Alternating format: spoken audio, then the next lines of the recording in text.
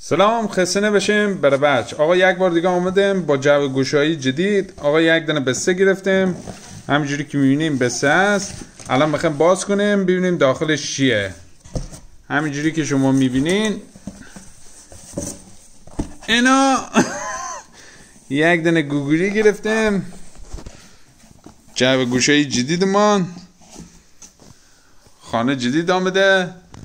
همجوری هم که میبینین 4 طرف ما از اینا گذاشتیم که دیشی میشی میکنه، روی اینا دیش کنه. این هم عروسکش، اسمش هم گذاشتیم بارون. بیا بارون بشین.